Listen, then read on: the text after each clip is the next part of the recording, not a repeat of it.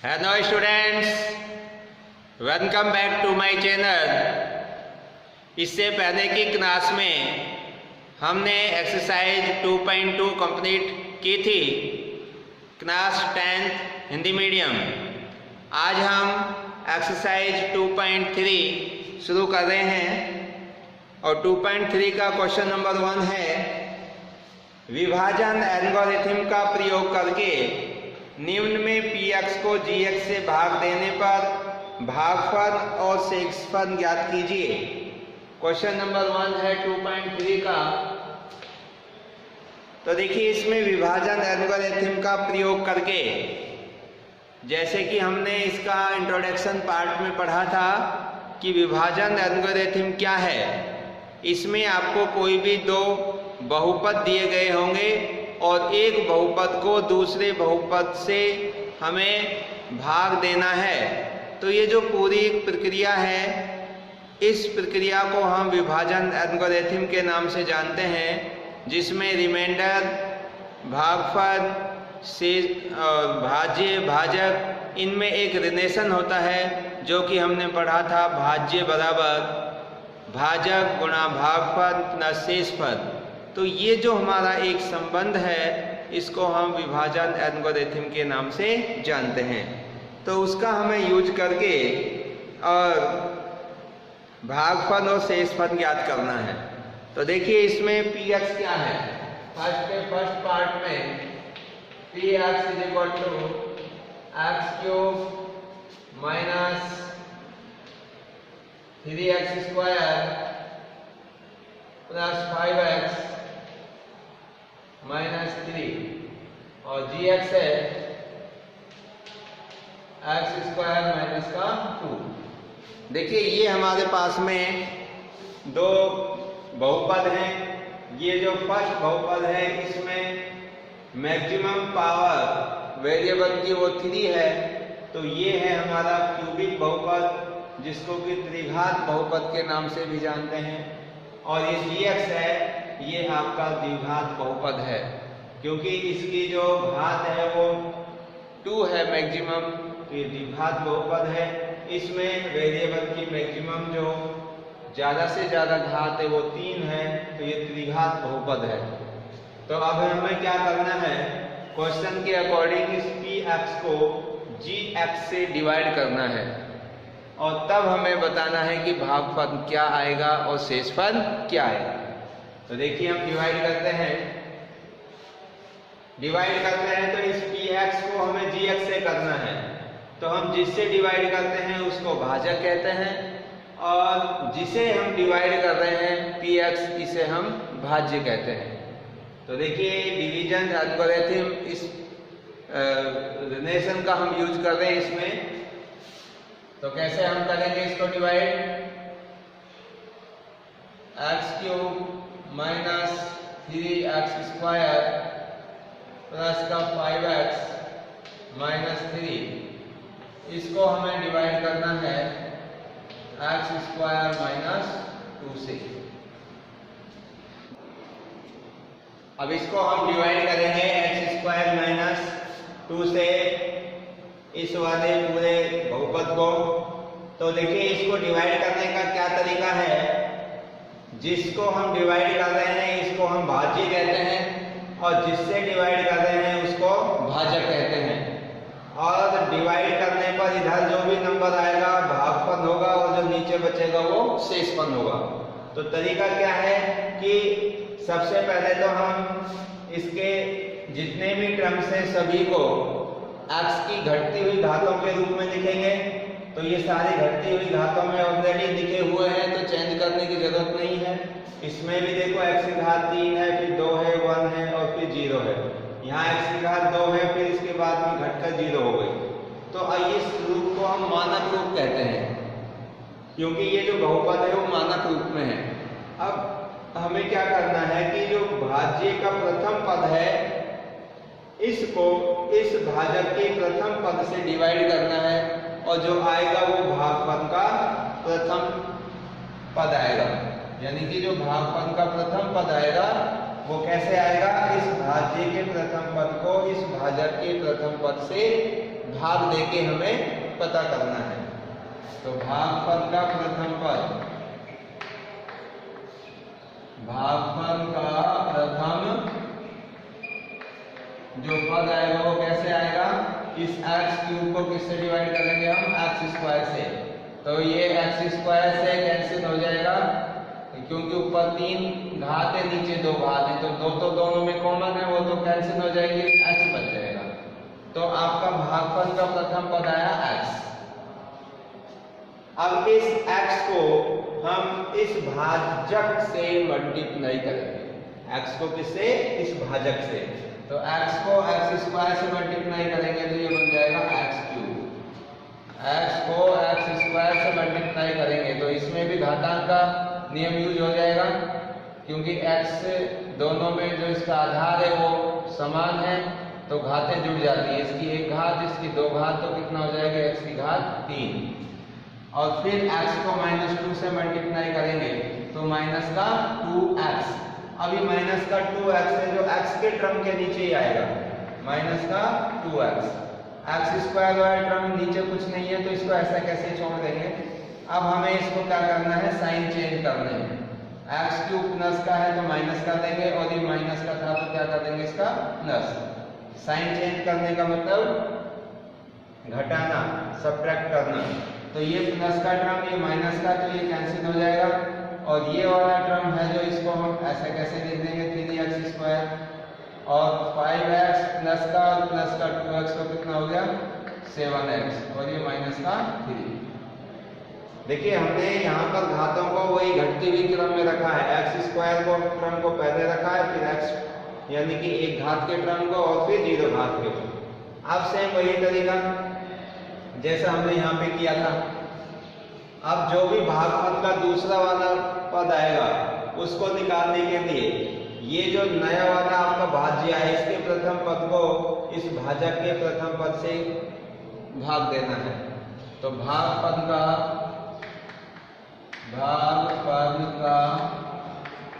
द्वितीय पद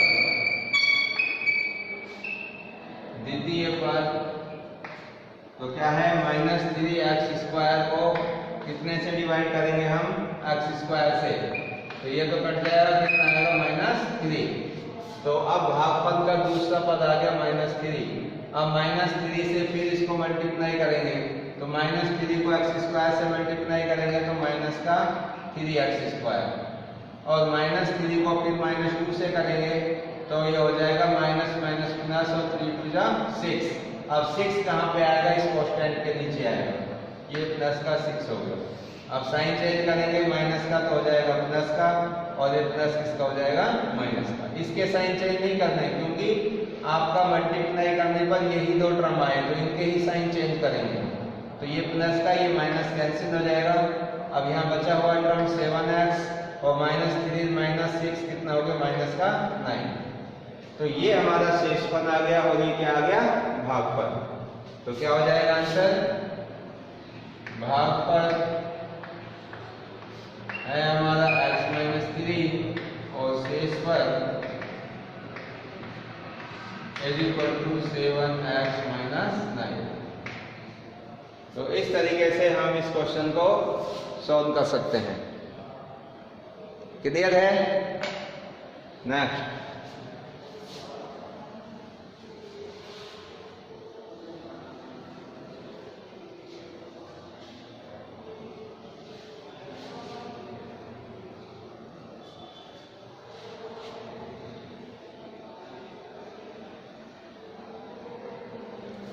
देखिए भाई नेक्स्ट क्वेश्चन है। फर्स्ट के सभी पार्ट इसी तरीके से होंगे जैसे ये कराया हमने। सेकंड क्वेश्चन है, पहले बहुपद से दूसरे बहुपद को भाग करके जांच कीजिए कि क्या प्रथम बहुपद दूसरे बहुपद का एक गुणनखंड है। क्वेश्चन नंबर सेकंड,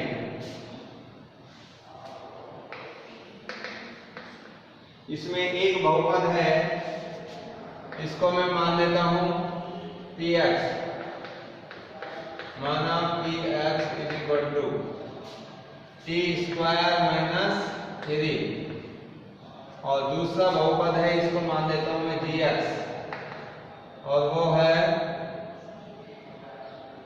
देखिए यहाँ पर जो वेरिएबल है इधर t है, तो अब यहाँ पर t कर देंगे, क्योंकि अगर वेरिएबल इसमें x होता तो हम यहाँ x रखते।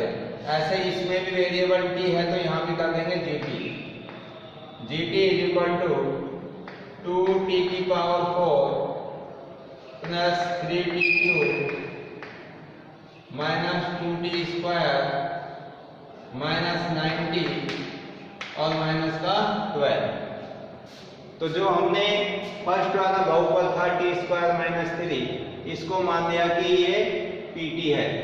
यहाँ पर t इसलिए लिखा है क्योंकि वेरिएबल t है। अगर यहाँ पर x होता तो मैं इसको px ही लिखता, और यहाँ भी अगर t के स्थान पर x होता तो इधर में gx ही करता, लेकिन यहाँ वेरिएबल t है इसलिए मैंने इनको pt और gt की फॉर्म में अज्यूम कर दिया। ये क्यों किया है? क्योंकि हम अब जब भी इसको आगे रीड करेंगे तो सीधा बोल देंगे कि इस gt को pt से क्या करना है, डिवाइड करना है। नहीं तो gt को ये पूरा हमें पहले इसको बोलना होता, फिर इसको पढ़ते, तब बहुत ज़्यादा टाइम लगता है, इसलिए हमने इनको gt और इसको pt मान लिया। अब देखो क्वेश्चन क्या कहता है। ये क्वेश्चन ये कह रहा है आपसे कि बताइए pt है जो gt का एक गुणनखंड है या नहीं यदि gt को pt से भाग दिया जाए। दोबारा से सुनिए इसी बात को। ये कह रहा है कि ये वाला तो हमारा प्रथम बहुपद है pt वाला, और ये जो बहुपद है ये दूसरा वाला बहुपद है, क्योंकि दो बहुपद दे रखे हैं। तो क्वेश्चन में ये कहा गया है कि आप ये जांच करके बताइए कि जो ये प्रथम पहला वाला बहुपद है जिसको मैंने pt माना है, ये इस दूसरे वाले बहुपद जिसको मैंने gt माना है, इसका एक गुणनखंड है या नहीं। कब? जब इस दूसरे वाले को इस पहले वाले से हम क्या करें, डिवाइड करें। डिवाइड करके आप ये बताइए कि पहला वाला बहुपद इस दूसरे का एक गुणनखंड है या नहीं है। तो देखिए, अब देखिए ये तो है बहुपद, इसको मैं एक दूसरे तरीके से समझा रहा हूं। सपोज करो ये दो आपके, ये 3 है और यहाँ पे कर देता हूं मैं 9। ये दो नंबर हैं, दो संख्याएं हैं, और मैं आपसे कहूँ कि बताइए जो ये पहली वाली संख्या है इस दूसरी वाली संख्या का एक गुणनखंड है या नहीं। अगर इस दूसरे वाली संख्या को इस पहले वाली संख्या से हम भाग दें तो आप जांच करके बताइए कि जो 3 है इस 9 का एक गुणनखंड है या नहीं। तो आपको एक चीज पता होनी चाहिए कि अगर 3 9 का एक गुणनखंड होगा तो 3 को अगर मैं इस 9 में डिवाइड करूं, अगर 3 से इस 9 को मैं डिवाइड करूं तो जो शेष पद है वो क्या आ जाना चाहिए, 0 आ जाना चाहिए। तो 9 को मैं अगर 3 से डिवाइड करता हूं तो शेष पद क्या आएगा, इसमें 0 आएगा। इसका मतलब जो 9 है वो 3 से पूरा पूरा विभाजित हो रहा है, तो 3 है जो इस 9 का एक क्या है, गुणनखंड है। सेम यही तरीका यहाँ पे काम में लेंगे हम।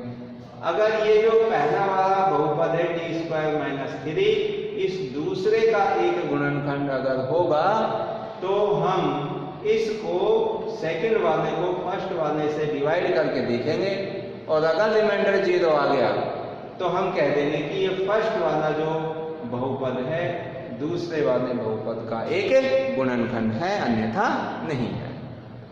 That is clear. तो यही प्रोसेस हम इसमें यूज करेंगे। तो इसकी छोटी सी ये भाषा लिख देते हैं। यदि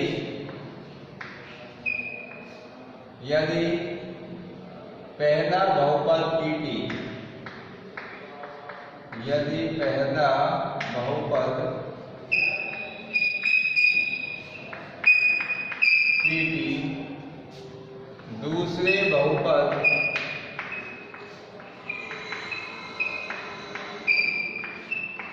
gt का एक गुणनखंड है,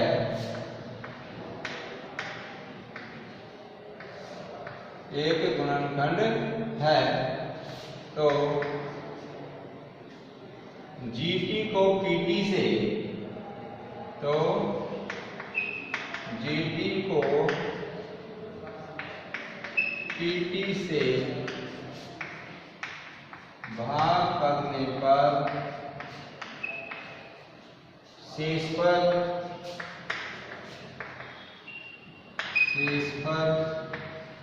शून्य आना चाहिए, शून्य आना चाहिए। क्लियर है ये लैंग्वेज? अगर ये वाला फर्स्ट बहुपद इस सेकंड बहुपद का एक गुणनखंड है, तो अगर टी स्क्वायर माइनस 3 का इसमें हम डिवाइड दें तो शेष पद क्या आना चाहिए? 0 आना चाहिए, तब तो ये गुणनखंड होगा, नहीं तो नहीं होगा। तो हम ये डिवाइड करके देख लेते हैं। तो अब देखिए डिवाइड कर रहे हैं इधर, तो टी स्क्वायर माइनस 3 से डिवाइड करेंगे,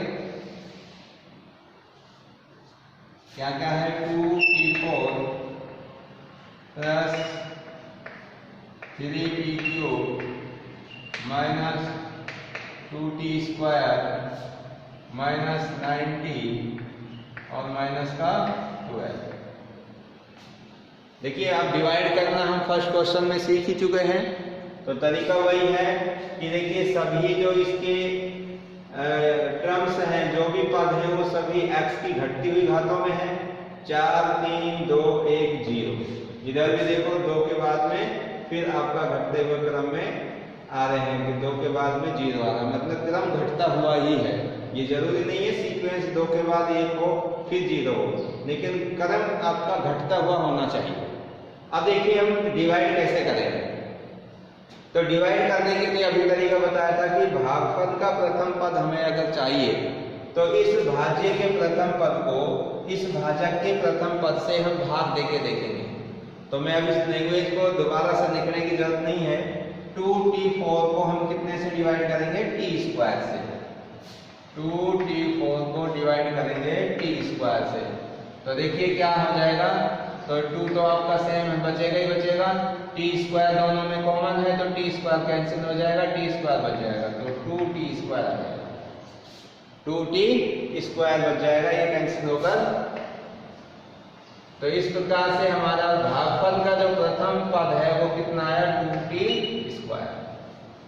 अब इस 2t स्क्वायर को हम कितने से मल्टीप्लाई करेंगे? इस पूरे भाजक से, टी स्क्वायर माइनस 3 से।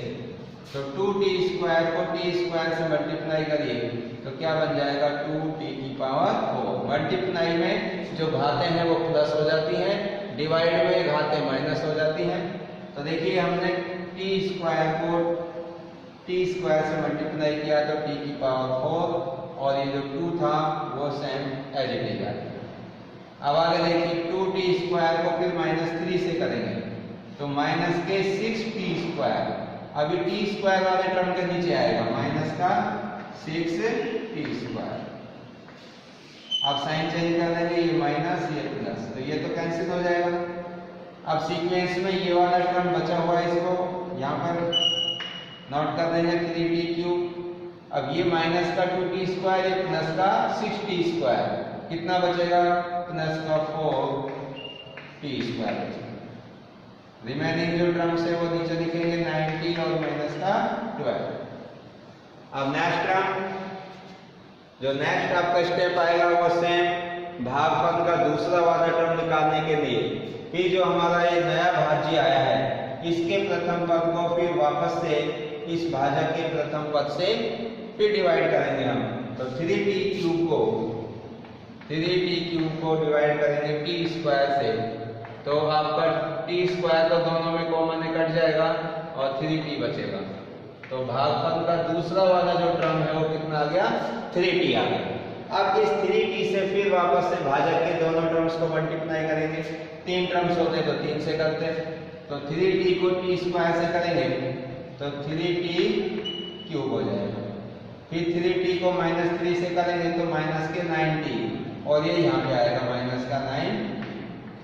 फिर वापस से साइन चेंज, तो ये कैंसिल हो गया, ये बच गया 4t स्क्वायर, इधर ये कैंसिल हो गया और माइनस का 12। अब यहाँ से आगे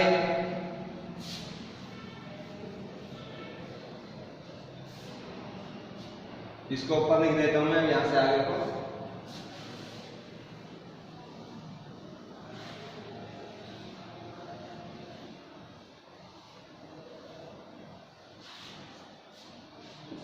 देखिए भाई,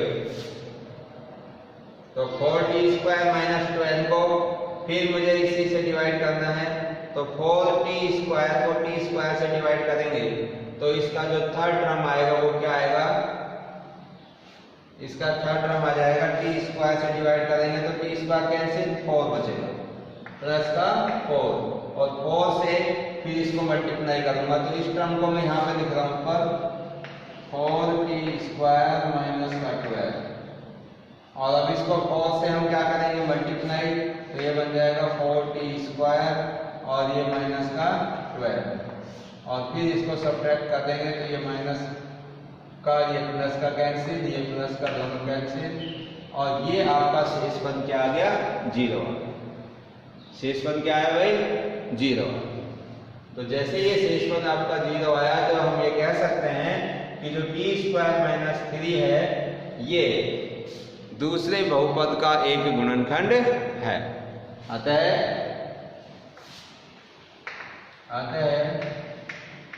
पहला बहुपद pt दूसरे बहुपद gt का एक गुणनखंड है क्योंकि शेष पद शून्य प्राप्त होता है, शून्य प्राप्त हुआ है। तो इस प्रकार से हम ये पता कर सकते हैं कि कौन सा बहुपद किस बहुपद का गुणनखंड है। तो ये विभाजन प्रक्रिया हम प्रयोग कर सकते हैं। तो इस तरीके से ये क्वेश्चन सॉल्व होंगे। तो इसके आगे के जो भी पार्ट हैं सेकंड थर्ड इनको आप स्वयं करिए और कोई समस्या या दिक्कत हो तो आप मुझसे पूछिए। तो यहाँ से आगे के जो भी क्वेश्चंस हैं वो नेक्स्ट क्लास में सॉल्व करेंगे। तो आज की क्लास में बस इतना ही। Thank you so much.